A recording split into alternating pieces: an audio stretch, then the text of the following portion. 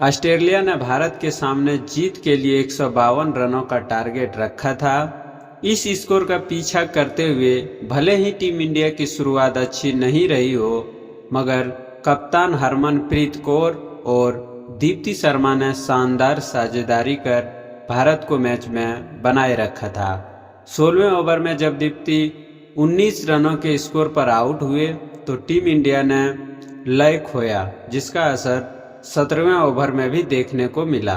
Australia ने दीप्ति के out होने के बाद ही अगले ओवर में विस्फोटक बल्लेबाज ऋचा घोष को भी आउट किया और साथ ही 17वें ओवर से मात्र 1 रन आए।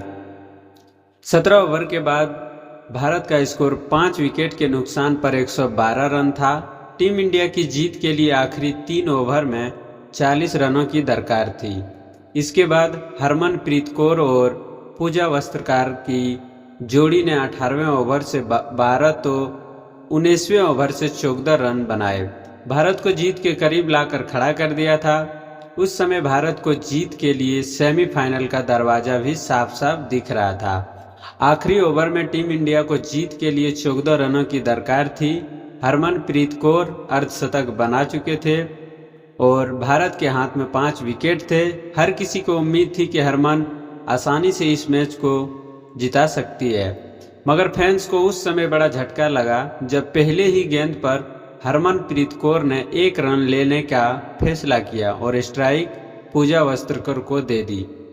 पूजा ने पिछले ओवर में चौका जरूर लगाया था, मगर एक सीनियर बल्लेबाज होने के नाते हरमनप्रीत कौर को जिम्मेदारी लेने की जरूरत थी। ओवर की दूसरी गेंद पर पूजा बोल्ड हो गई। भारत को छठा झटका लगा। पूजा वस्त्रकार के आउट होने के बाद बैटिंग करने आई अनुरुद्धि रेड्डी 1 रन लेने के प्रयास में आउट हो गई, मगर अच्छी बात यह रही कि हरमनप्रीत कौर स्ट्राइक पर वापस आ गई थी। आखिरी 3 गेंदों पर अब जीत के लिए 13 रन की दरकार थी। हरमन इस अहम मौके पर 2 छक्के लगाने का दम रखती है, मगर ओवर की चौथी गेंद पर उन्होंने जो किया वह निराश कर देने वाला था। चौथी गेंद पर एक बार फिर उन्होंने 1 रन लिया और स्ट्राइक श्रेयंका पाटिल को दे दी। ऐसा नहीं था कि हरमनप्रीत कौर बड़ा शॉट खेलने का प्रयास नहीं कर रहा था, मगर इस अहम मौके पर 1 रन लेना किसी ऑस्ट्रेलिया को जीत थाली में परोस कर देना जैसा था। हुआ भी कुछ ऐसा। श्रेयंका अगली वाइट गेंद पर रन आउट हो गए। फिर 5वीं गेंद पर राधा यादव भी पवेलियन लौट गए। आखिरी गेंद भी हरमनप्रीत कौर ने नॉन स्ट्राइक एंड से देखी और रेणुका सिंह ने इस पर 1 रन लिया। आखिरी ओवर में हरमनप्रीत कौर को सिर्फ 2 गेंदें ही खेलना नसीब हुई और इन दोनों गेंदों में उन्होंने सिंगल लिया। फैंस को हरमन का यह गेम सेंस बिल्कुल पसंद नहीं आया और उन्होंने तरह तरह की प्रक्रियाएं दी। बता दें कि इस हार के बाद भारत सेमीफाइनल के लिए डायरेक्ट क्वालिफाई नहीं कर पाया। टीम इंडिया अब अगर मगर के फेर में फंसी है। आज अगर पाकिस्तान न्यूजीलैंड को हराता है तो टीम इंडिया को सेमीफाइनल का टिकट मिल सकता है, मगर इसके लिए भी एक शर्त है।